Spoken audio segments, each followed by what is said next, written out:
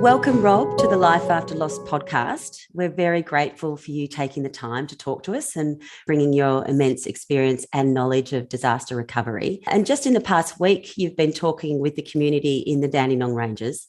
Can you tell us what the feeling is like amongst community members now that we've just passed the first year anniversary?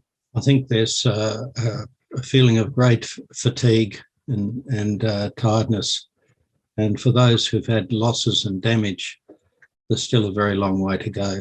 And the thing that I discover all the time is that people who get caught up in a disaster have no conception of how long it's actually going to take.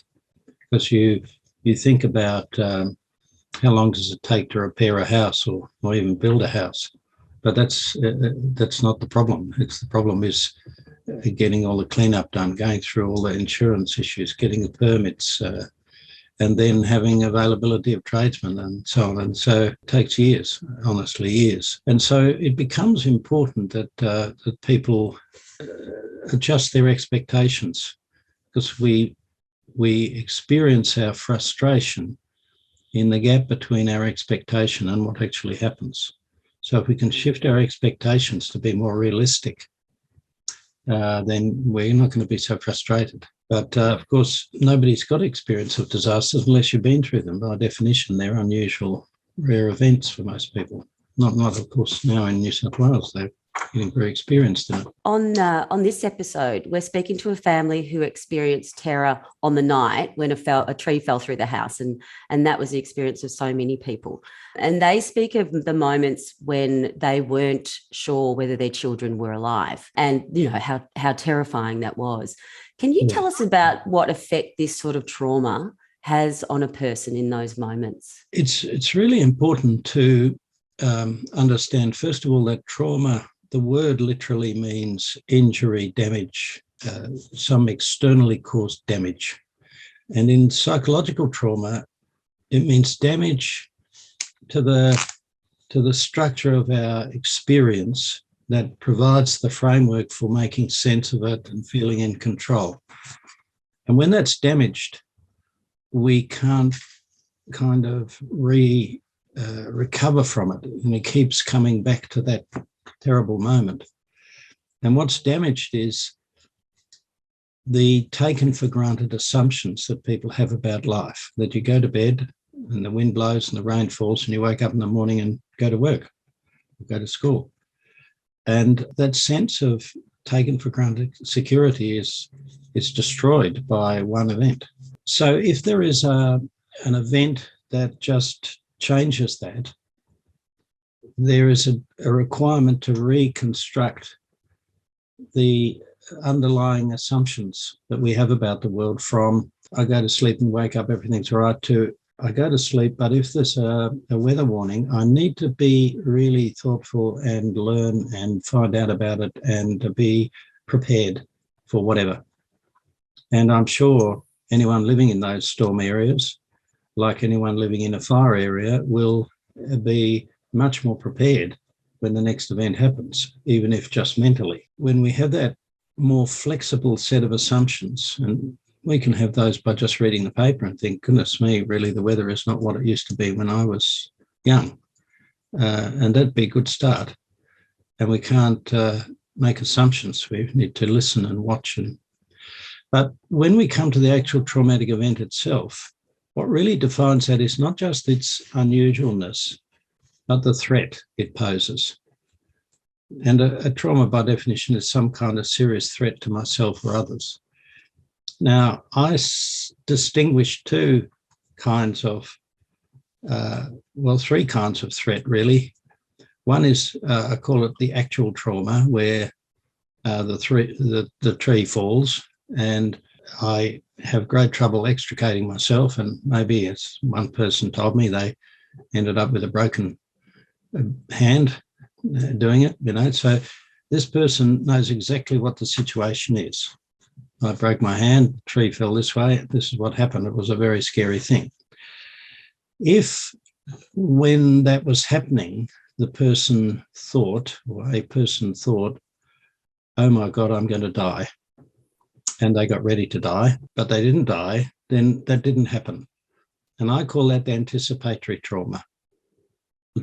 What they got ready for didn't happen, but they got ready for it. And the getting ready for it is where the damage occurs.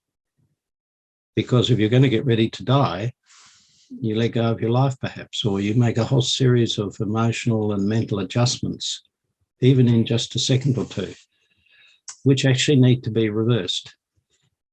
Now, the problem becomes that when you're in a state like that, you're in a state of what we call high arousal, which really just means this massive energizing of your body, mind, emotions, brain, everything. And then you operate in quite a different way. You operate out of very deep, profound foundations of your mind and your being. It's where our instincts are, but also where the most fundamental assumptions we have about ourselves and life are deeply embedded. And so these become momentarily changed, but we don't have words for them. We don't have language in our deepest instinctive part. That belongs to our cortex, our sort of most sophisticated part of our brain, on the top story, if you like.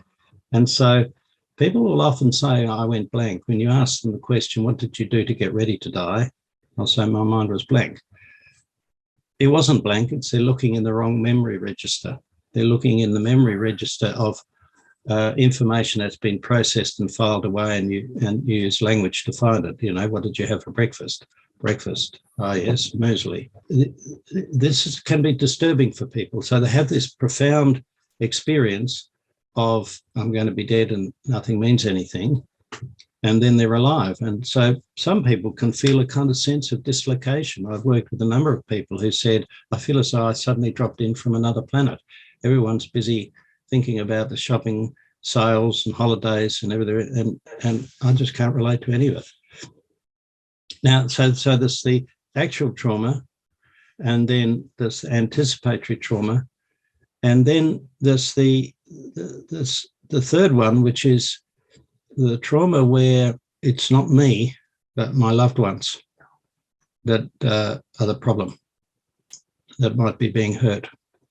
Now, this could be someone living in Brighton whose loved ones live in Kellarama, and they hear about this and don't hear from their loved ones for some days. I was reading about it last night out at Moorabool, and they lost communication for many days.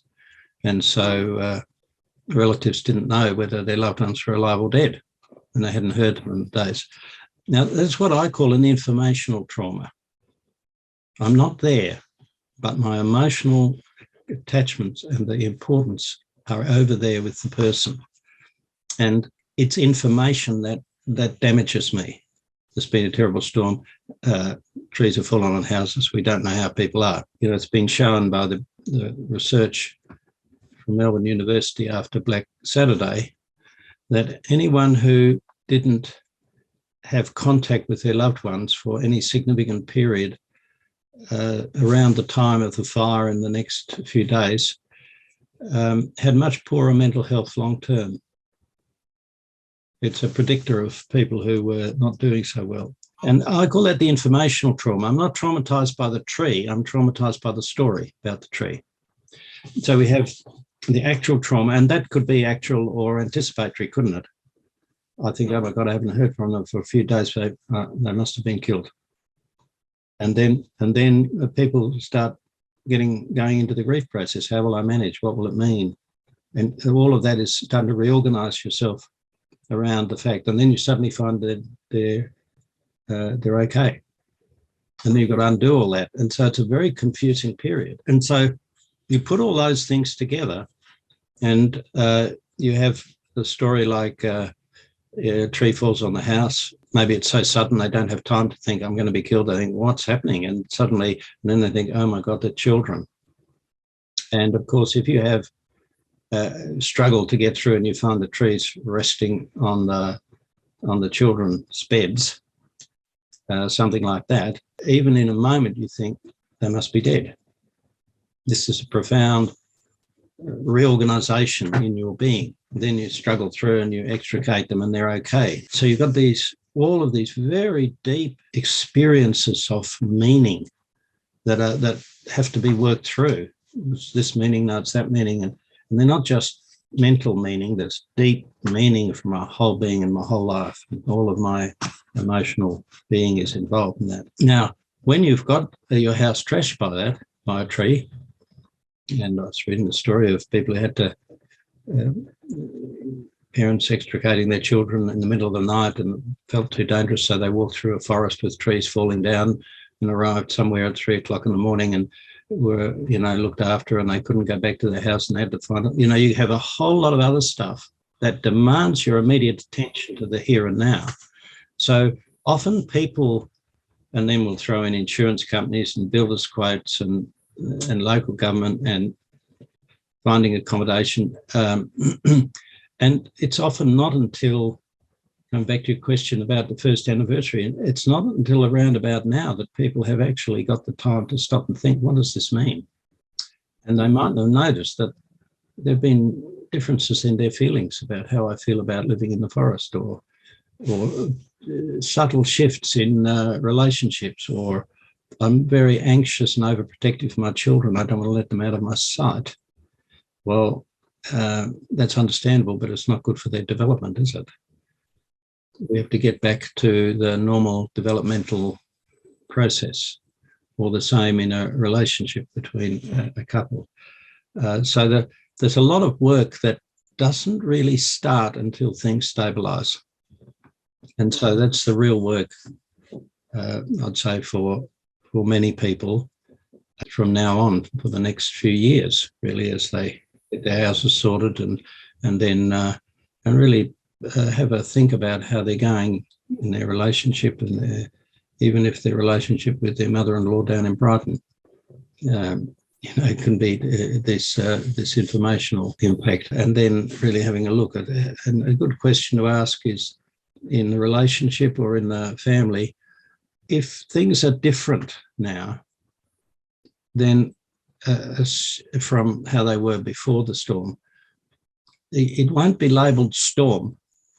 It won't be as simple all the time as the children having nightmares whenever the wind blows. But if there's any kind of difference, have a think about how could that possibly be related to that big experience and all the subsequent disorganisation, and just try to air it in the family. Just try to, take stock and what's it mean and what I've been doing. And because I've found that, when people have come along and saying, I'm concerned about my children, I don't think it's got anything to do with the fire or the flood or whatever, but we're having these problems. And then you dig into it and you find there's all sorts of things going on in the children's minds from their experience that they haven't communicated to anyone because nobody's really asked them the right questions. It sounds like family therapy would be a good option for a lot of people in this situation. Maybe not therapy, but an opportunity to review and listen to each other. Often, I think families vary in how flexible and easy their communication processes are. It's a very good principle, I think, to try and just have an open door to the trauma so that it can keep getting revisited. Gee, that was a windy night last night, wasn't it? Did it make you think of it? Yeah, I was thinking of it, over breakfast. Did it remind you of anything that you hadn't remembered? Because there are often bits, little fragments of experience that we don't find until something triggers them. So that kind of conversation. And or I notice you don't want to go out and play with your friends so much as before the storm. Do you feel differently about it? Just really watching those sort of things. And if parents are worried, I think a really good thing as a first step is that perhaps they consult a professional and just talk things through and get some advice. So often parents, I find, feel out of their familiar comfort zone and they're not sure whether their normal knowledge actually applies here. I think the answer is usually it does. It's best to keep going with your own style of parenting, but But I think for parents to get that confidence by, talking to somebody, and then maybe if the family needs to have a conversation, by all means do that. So that these conversations and this talking it out, is that the best way to undo those? You talk about those 3 different types of trauma and the need to undo that in some way. Does that come down to talking? Are there other ways to process it? See, in the experience of being in that state of high arousal, you're absolutely in the here and now. What do I need to do now? What do I need to avoid? How do I get through this? What do I need next? And that gets stored in a particular memory system, which is just the memory system for the next thing I have to do. And what we will focus on are the problems and dangers and pains and distress. And all of that goes into that memory system. And you can sense that when people tell a story, because it's very typical that people who've been through a traumatic event will tell a story about the event leading up to the moment of greatest danger. And then they will actually interrupt the narrative and go into something else. Their emotions, their complaints about the insurance company, maybe even humorous anecdotes about the crazy things people do under those circumstances. And if you are attentive to your own experience, what you'll be left with them in this terrible situation, and where they might have been thinking, this is it, I'm going to die, or my kids have died or something. They're not actually telling you how they survived, why they didn't die. Now, that really means is that the bit of the experience that flows out in the narrative is all connected up in one memory system. That's the psychologists call it the episodic memory, the memory of experience. And if you then ask them, how did you survive? What did you do? You'll often see there's often this body language where they'll actually stop for a minute and they'll avert their eyes sideways, and you can see they're actually going somewhere else in their mind to get this information. It's not immediately there, it's in another system. And that shows me that what they're going to tell me is experience that reduced the arousal. It was reassuring and comforting and creating security, as opposed to all that highly arousing danger experience. It's a different memory system because it's been processed, whereas the highly traumatic experience is not processed, it's just imprinted. That's why when the triggers happen, you're back there. You're re-experiencing rather than remembering. You're not saying, yes, that reminds me, it was a very upsetting night that night. You're actually in it and you're frightened. That's the re-experiencing factor. Whereas when you actually start telling the story of how you survived and what you did and why you did it, you're actually in a body of memory that's got cause and effect. It's got sequence. It's got understanding. It's been processed. Now, the only way we can get that is through language and thoughts, isn't it? Their episodic memory is just imprinted images and sounds, the whole sequence of them, flashbulbs. Whereas the story and what we did and why we did it and how nice the neighbours were, and it was wonderful to feel looked after. And often I've found it helpful to ask a person, why didn't you die? Well, the tree didn't fall there. Why didn't it fall there? Well, because we didn't plant it in the right place to fall on that bit or something, Or it might have been chance. It was just chance. And all of these factors result in the person going beyond just that imprint and starting to understand why it happened the way it did. And what I've often said to people is you don't have to deal with what didn't happen. What if I'd done this? What if it had fallen that way? What if it had been different? Well, it wasn't.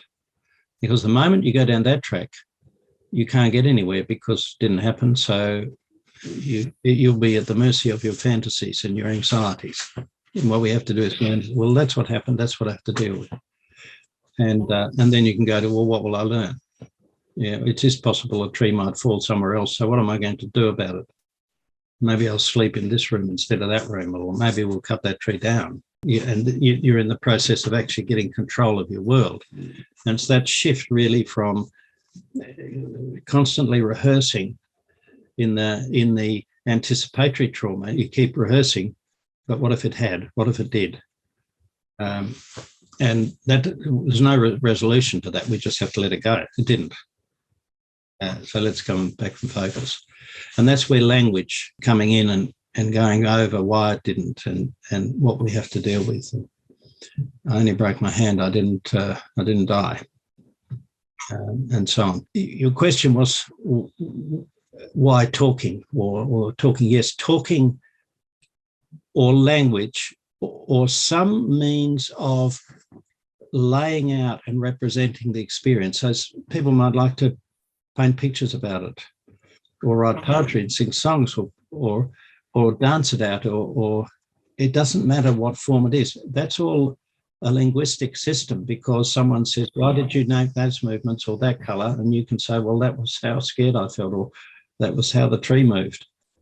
And so you're actually using your whole brain, really, once you're doing that. What's obvious is that when people are strongly connected to their communities that go through an event like this, they talk about it all the time for years. Not continuously, but all the time, in and out. How are you going? Wasn't that a bad night last night? And so on. It didn't make you. And I think if people understand that, they can help each other by asking what hasn't been said.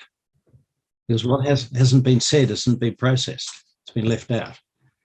And I think of it as like two processing loops: the high arousal loop, deep down in the instinctive part of the brain where all the bad information is, and the low arousal loop up in the more sophisticated human language-based part of the brain, where all the information about context and sequence and outcome and so on, and reassuring of it. And we've got to bring those two loops together. And the way we do that is by telling the story. Maybe many times to allow the emotions to slowly subside. All of these things enable us to put it into history. That's the solution to trauma, to make it history. A traumatic event's not history. It's eternal. It's always in the present. That's why it's so distressing. And it's history, and history fades into the past, but it bestows identity on us, bestows value, doesn't it? We even spend more energy on Anzac Day now than we did as a community, 40 years ago, 50 years ago, because it's being used as a very strong symbol of identity, and so on, with many other areas in our culture. So, the telling the story makes it into history, but in this case, personal history or community history. You speak a lot about anniversaries. I think that at Griefline, we have a lot of calls to the helpline around anniversaries of bereavements or of losses. And it's a very, very difficult time for people that are grieving. But you also have highlighted some of the positives in anniversaries. So I'm wondering if you can talk a little bit about that. Can I say just a couple of comments before addressing anniversaries? Because what we've talked about is trauma. And I think there are three basic problems arising out of disasters. Trauma is the first. It's what happens on the day and the consequence of that. But the second one is loss. And loss, of course, is the foundation of grief, because grief is the process of accommodating to a loss, absorbing and moving on from a loss. The third one is disruption, the disruption of the structure of our lives. And we talked a little bit about that in the way in which maybe the traumatic anxieties might cloud parents' perceptions of their children's need for independence because of the anxiety. But we also get the loss of the structure of our lives in being in temporary accommodation or inadequate accommodation for a long time. and maybe financial difficulties and lots of work and very little family time and so on. Because the really important thing about the disruption element is that it's only when we're in a routine of life that we've actually got the space to do the reflection and the processing that both trauma recovery and grief work requires. You know, anyone who's had somebody close to them die and has had to organise a funeral will know that you don't even begin to process the feelings until maybe not even until after the will's dealt with, which might take months. Therefore, you get a postponement of the process. Because I think in many ways, the difference between trauma and grief, to put it very simply, is that trauma is about the terrible experience on the day, and the grief is about what I've lost. Now, mercifully, we didn't lose people in this event, and that makes it much easier. But people lost all sorts of precious things: houses, heirlooms, life's work, natural environment, not to mention security, identity, and so on. These are really important things in our life, and we can't just say, well, you survived, so what's the problem? No, actually we have to actually grieve everything we lose, big or small. Grieve, that means reorganize ourselves now that it's not there, which really probably means take it in as a memory, as an internal part of myself, rather than have it as an external prop. You think of somebody who's spent decades maybe cultivating a garden that is their great joy in life, and it's completely destroyed by a storm. You know, they've got to grieve that and then work out if they're going to do it again or not. And so the loss is about the good thing that I've lost. The trauma is about the bad thing that happened at the end of it that caused the loss. So they're incompatible processes, aren't they? Because as soon as the trauma is triggered, I'm back to the night. And I'm not really thinking about what I've lost. It's only when I reflect all the good things and how lovely it was in the garden and so forth that I actually feel that sadness. And I need leisure for that. People seem to sort of move between these two processes. And you can't do either of them if you're in a state of disruption and working out, we've got to move out of our temporary accommodation, where will we live? Can we afford it? Like, you know, will the insurance company pay the rent? And so on, all these, you just simply disengage. Competent people disengage from these processes and deal with the here and now. And so when you come towards the anniversary, it's like a symbol or a beacon that sits there and says, it's been 1 year. And what leads to that in natural disaster is the recurrence of the season and the climatic conditions and so on. That inexorably pushes you back into the experience. Here it is again. Now, there are two options. In a natural disaster, people probably haven't had very good opportunities to do all the work on the trauma and grief. So suddenly it's all there. I think even in, if someone's lost somebody in a car accident or something, it's a non-natural disaster. It's a personal disaster instead. The movement towards the anniversary somehow gathers the whole experience up and brings it on a symbolic level back. Here I am again. And that symbolism, the power of symbols is they join every bit of our mind, from that deep instinct right through. The symbol just is there. And that's why they're so powerful. So the anniversary is an important symbol. And what I say to people is, it will come whether you want it or not. Some people say, I don't want to think about it. Okay, but you could say, if it's going to come, I could think ahead. What would I like to do to mark this, big or small, to mark the passage of time? Because if I don't mark the passage of time, you get that curious, dislocated sense of, oh my God, it's 3 years already. It feels like yesterday. Or, oh my God, I've been in this state for years and years. It feels like forever. You know, that's a sort of distorted sense of time, that's really a product of memory not being properly organised. And so the anniversary, if nothing else, is going to be a really profound symbolic anchor for the beginning of this is 1 year, this is 2 years, this is 3 years, building this sense of continuity of life going into the future. But we can take control. What would I like to do to remember, to mark it? Who would I like to be with? How will I prepare? It's going to be quite an intense experience, but what do I need to organise so that I've got some time to recover afterwards? Do I need to take a few days off? Do we need to go away somewhere? Do we need to be here? Do I need these people around me? And sort of put thought into it, and then it becomes a really profound sort of anchor of the process, and can give people a sense of, I am coming through this.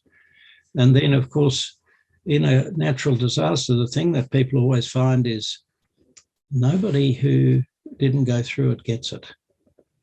You know, if you didn't go through, you just don't get it. And they have this painful experience of their well-meaning friends and relatives who weren't in the area saying well-intentioned but tactless things that just don't resonate with their experience. And I'd say this is a really general thing. If you're trying to help someone who's in trauma or grief, be very cautious before you make suggestions as to what they should do, even if it worked for you. Wait for them to ask if you've got any suggestions. But the most valuable thing you can do is to be interested and listen, because we only talk when somebody listens, don't we? Well, we can talk in the shower, but basically listening is a profound means of giving support and asking questions. And anything when you're listening that you're not clear about must be obscure because the person hasn't clarified it. And why might that be? It's probably because they have not put it together in their mind. And by you asking the question, they will go off into that other memory system and bring that piece of information in. And in that way, you're opening up a space where you help them process by them taking it out of their mind into your mind and back, you know. And this is basically what psychologists and psychotherapists do. It's based on this interested listening, but having this purpose of trying to understand their experience. So people can do a lot of that around the anniversary, and loved ones outside the area can approach them with the attitude of, I don't really understand what you went through, but I know it must have been huge, and I'd love to be here with you. And they'll probably need to do it, you know, for a whole series of anniversaries until gradually they start to rebuild the new meaning of things. With a natural disaster, that can often be, you know, linked to the recovery of the natural environment, new trees growing and things of that sort. And you talked about about rituals and the importance of rituals for this recovery process. What are some of the rituals that you've observed, whether it's from recovery or survivors of the storm or of other disasters that you've worked with communities on? You know, I think the first one is that a ritual is doing something. You know, we have the very simple ritual.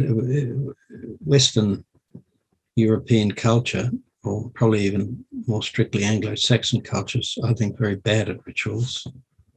It's something that we should learn from Indigenous cultures that have a much stronger place of ritual.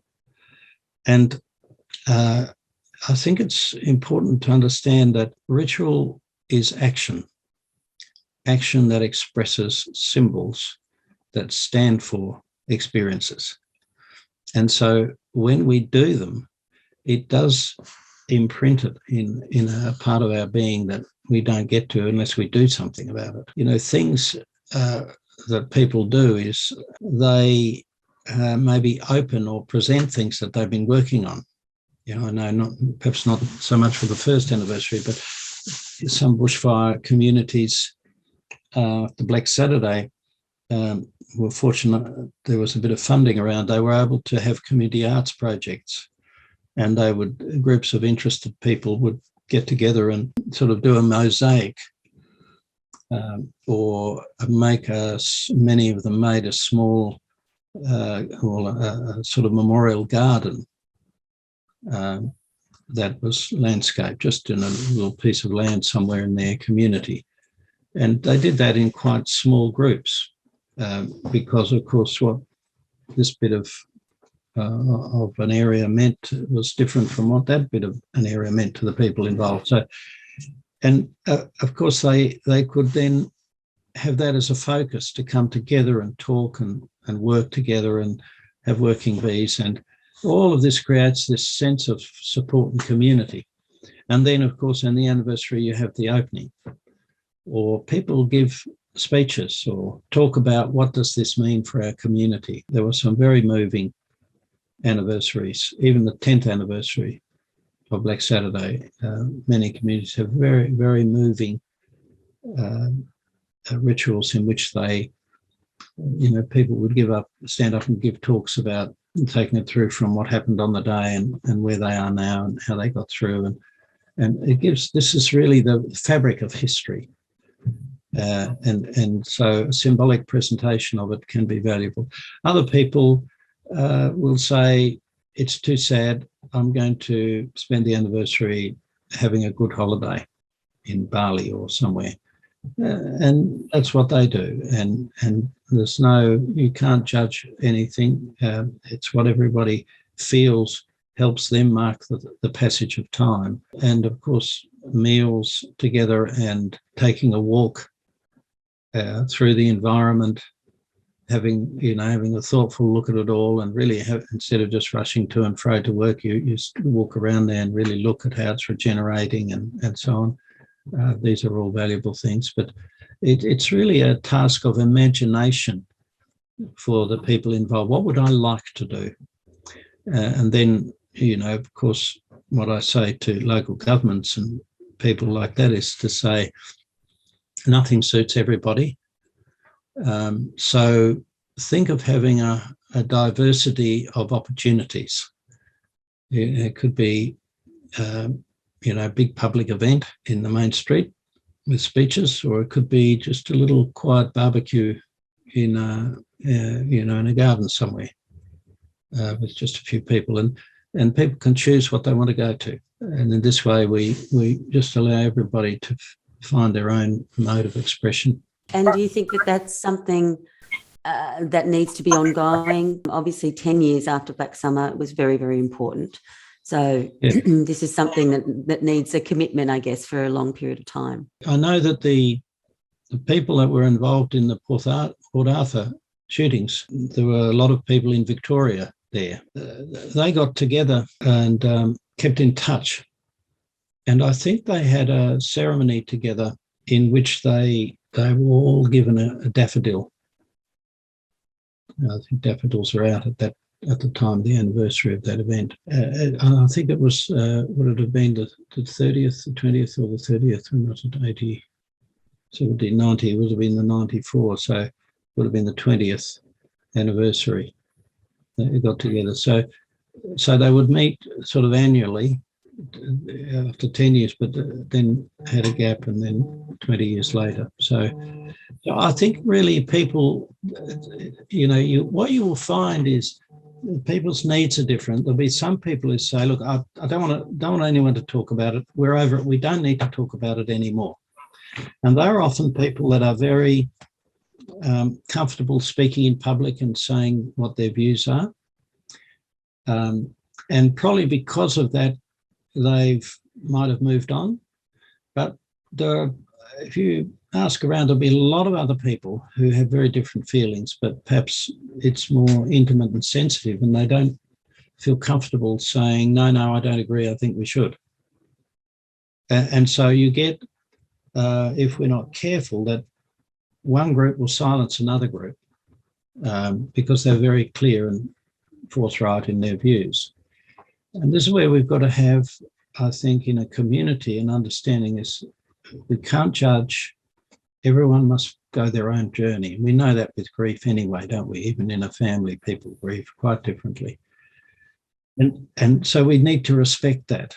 And therefore, I think this idea of everyone should do what they want. If you're over it and you don't want to talk about it anymore, congratulations. Maybe you can go to the movies that day. But if you want to, think about the things you lost and what a terrible experience it was and how it's changed, do that maybe with people who will share that with you, and also think about what you've learned and how you've grown, and so that it's not just remembering the pain, but it's also celebrating the survival and the growing that we can all do. And it really, that's, I guess, a lot about what this podcast is all about, and that is regaining life after loss. And that may be a life that's very different to the way it was before, as we've talked about. But in your vast experience, have you seen, I mean, I'm sure you have, but can you talk a little bit about some of those instances of people that have perhaps been able to create and grow around their grief? Yes. I think there's something that people say in various ways, and that is, I know one woman told me once, I was a very happy person, had a fortunate life, and I really never wanted for anything. And she had a tragedy which caused her a lot of grief. She said, I would never wanted to have gone through it. I'd much rather I never went through it. But I have to admit, I think I'm a much more thoughtful, wiser, better person than I was before. It's like she'd never had to really think about big issues. And so a person like that hasn't stopped at why did this happen to me? I didn't deserve this. It's not fair. Or all the other things we can sort of express through protest or blame. But she, out of her pain, she came to really value human life generally, those core values. And I think that's what really gets us through. The idea of resilience, I associate with the Latin words go back to the word in Latin for reeds on the river.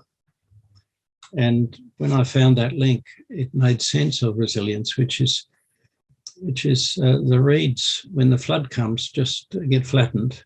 They bend and flatten and the water goes over, and then eventually they stand back up again, whereas the trees all get swept out to sea. They don't recover. They're ripped up because there's something flexible in the reed that can accommodate to this terrible experience but not be destroyed. And I think what's flexible are really core values, that life does have a meaning. We can make the meaning that all experience can be valuable if we can accept it instead of wishing it didn't happen, and keep ourselves committed to our own growth and the value, say, of helping other people and whatever it is that making a beautiful environment. All those things that make life worth living become very important in this moment, that we go beyond our own pain to something that gives meaning in a bigger system. People who do that, I think, really will get to this point where they say, yes, I think there's something really profound has happened for me, even if I haven't got words for it.